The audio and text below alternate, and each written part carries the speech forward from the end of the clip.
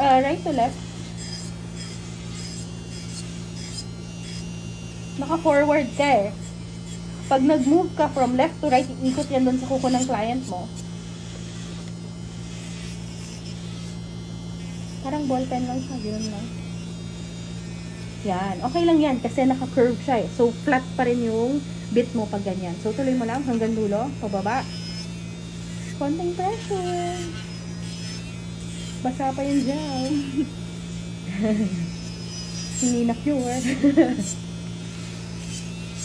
Okay? Now, hihiga mo na siya ng konti, yung bit mo. Yan, kasi medyo flat na yung kuko. Ganun ulit yung movement.